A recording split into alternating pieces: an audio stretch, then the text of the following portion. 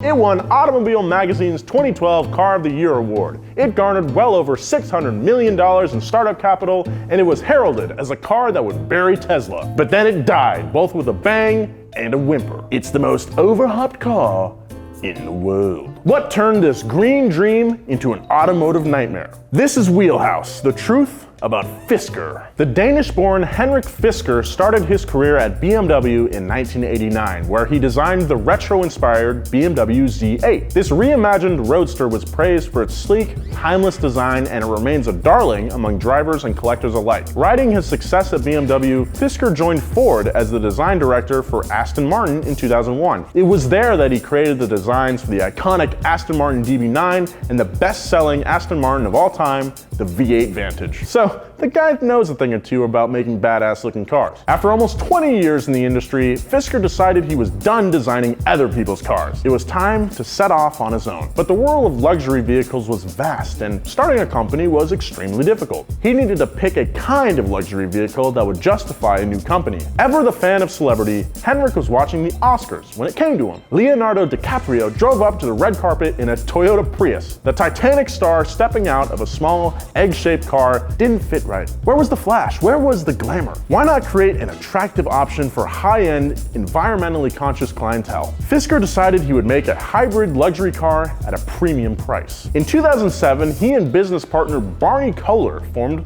Fisker Automotive with the goal of putting the cool in electric cars, building an automobile with cutting-edge technology and wrap it in a pretty package. Before they hunkered down, however, they accepted an $875,000 contract with another startup car company, Tesla. After his brief stint with them, Henrik felt more confident about his venture into the EV world, and having consultant to Tesla on his resume also made it easier for him to get investors. Quantum Technologies, an alternative energy startup, teamed with a design guru on his ambitious plans for Fisker Automotive. They posted up in Irvine, California to design the car, but it wouldn't be built there. Henrik believed that the best people for the job were at Valmet Automotive all the way over in Finland.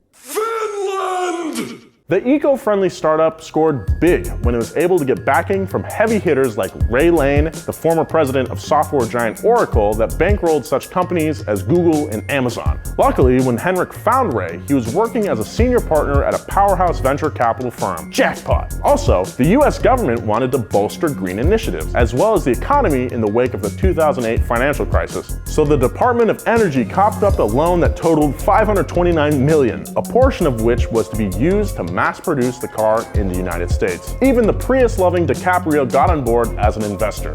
It seemed that the hybrid startup was destined for greatness. A year later, Fisker Automotive unveiled a flashy plug-in hybrid sedan they called the Fisker Karma. Henrik Fisker labeled it an electric vehicle with extended range, or EVER. It operates the same way many other plug-in hybrids do today. It had a plug-in hybrid drivetrain that was powered by electricity until the battery ran out of juice. Then, the gasoline engine kicks in to drive the car and charge the battery. Peek under the hood and you'd find a 260 horsepower GM-supplied 4-cylinder engine churning the robust generator. The Karma was also equipped with a 20 kilowatt-an-hour American-made lithium-ion battery pack. Mounted on the rear axle were twin AC motors delivering 402 horsepower to the differential. This upscale driving machine could go 0 to 60 in under 6 seconds. Not bad for a hybrid. But what really made the Fisker Karma a cut above was its jaw-dropping, stellar appearance. The incredible body curves on this car were so smooth, you'd think the car gods themselves formed it from one giant piece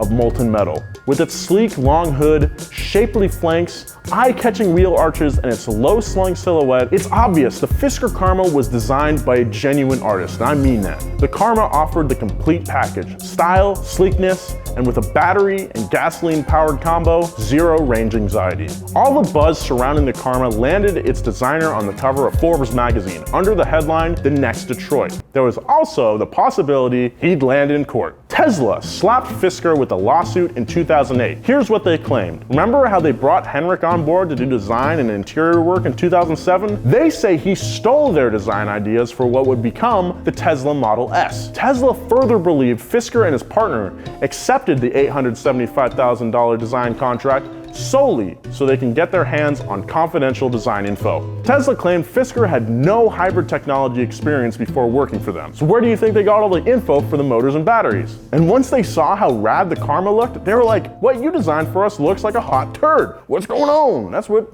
Elon Musk sounds like. Tesla alleged that Fisker sabotaged their design by intentionally doing shoddy work. Then he used the money they paid him to start a competing company. As for the outcome, well, later that year, Tesla dropped the lawsuit when an arbitrator's ruling found no wrongdoing on Fisker's part, but still kind of suspicious. This legal road bump didn't put a damper on the excitement surrounding the Karma. Eco-minded car enthusiasts couldn't wait to get their hands on one. Al Gore put in an early order, Justin Bieber got one as a gift from Usher, Tyrese owned one, and Leonardo DiCaprio could be spotted cruising Sunset Boulevard in the first production model. Time magazine put the car on its 50 best inventions list. Motor Trend named it the top 10 future classics for its timeless elements, and was dubbed 2011's Luxury Car of the Year by Top Gear magazine. This car was a big deal. While Henrik Fisker initially pledged to start production within 18 months of its unveiling in 2008, the first production models wouldn't roll off the assembly line until 3 years later.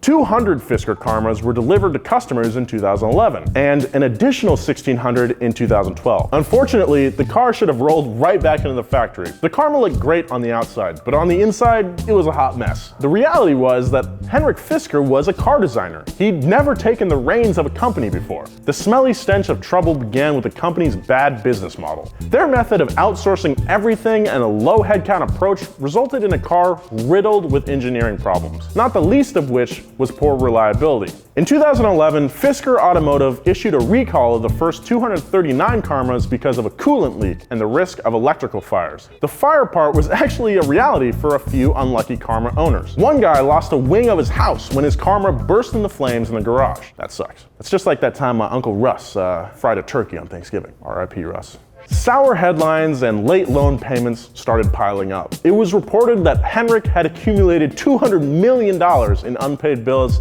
by late 2011. To conserve cash, Fisker Automotive laid off hundreds of employees in 2011 and 2012. All the while, the Armani suit-wearing Fisker continued to take a huge salary and spend lavishly in an attempt to maintain a shiny appearance on the company's fastly tarnishing image. We're talking champagne with flecks of gold in it, served on a 146-foot yacht in Monte Carlo kind of lavish.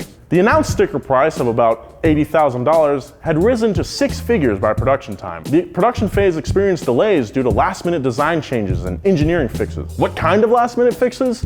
Here's just one. Apparently, Fisker's desire for front-end exhaust made the Karma too noisy and hurt the car's horsepower. An obvious fix would be to place the exhaust pipe in the back, like every other car on the face of the planet. The idea came to the engineers one afternoon when pizza was delivered for lunch. I'm serious about this. The engineering team was inspired by the pizza box to encase the exhaust in a very thin steel box. The pizza box quick fix solved the concerns about the sound and made the boss happy, but to the tune of an extra $1 million.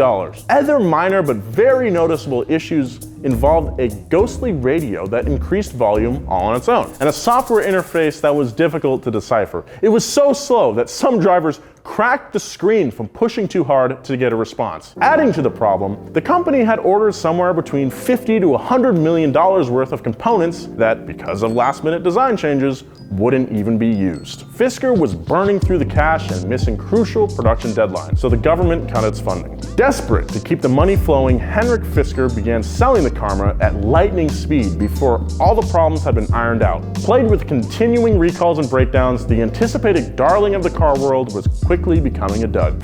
Fiskers don't make noise when they start up, just so you know.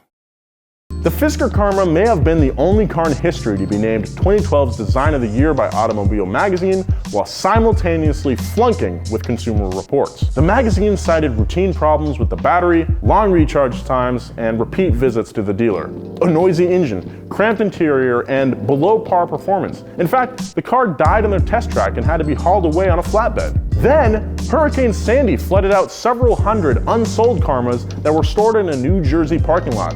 A bruising cost of about $33 million. When the insurance company refused to pay, Fisker had to go to court. Check our coverage, guys. Just 5 years earlier, it seemed that the stars would be aligning for the Fisker Karma. But in 2012, it felt like fate was conspiring against it. The nail-in-the-coffin moment happened when Massachusetts-based A123, Fisker Automotive's sole battery supplier, folded. With technical glitches and cost overruns continuing, Fisker Automotive ceased production in November 2012. A year later, it went bankrupt. But the car they designed lives on.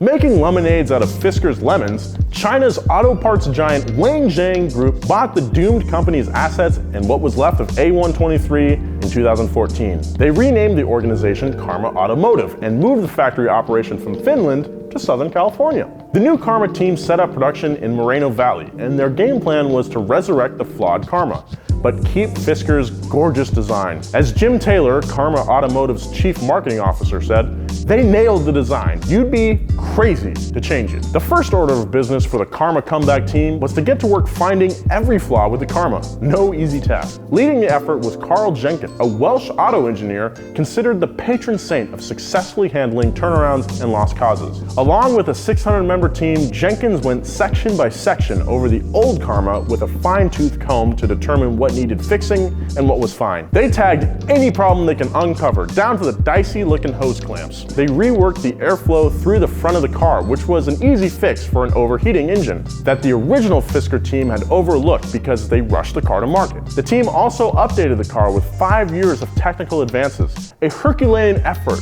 that at the end of the day resulted in the rebirth of the Fisker Karma, now rechristened the Karma Revero. Nearly identical to its predecessor, except, fingers crossed, this one wouldn't burst into flames or leak engine coolant. The first production models of the Karma Revero were delivered to customers in 2017. You have to give Karma Automotive props. Instead of throwing up their hands in frustration at the Fisker fiasco, they went mano a mano with the beast, got their hands dirty, and fixed literally hundreds of flaws. Wangjang rescued the car for the design. It looks amazing, and is said to have cast a spell over some Tesla owners as well, who've been complaining that their vehicle just isn't interesting anymore. The car offers a timeless quality and mystical appeal that's as evident today as it was 6 years ago. Is the Revero a phoenix risen from the ashes, or is this landmark design destined to fail? Time will tell. Make sure you hit that yellow subscribe button right there. If you like electric cars, check out this episode of Science Garage. The Fisker has a very similar story to the DeLorean, so check out this episode of Up to Speed. Follow me on Instagram at Nolan Sykes, and follow Donut at Donut Media. If you want a shirt, go to shop.donut.media. We've got some new merch coming out very soon. Wear your seatbelt. See you next time.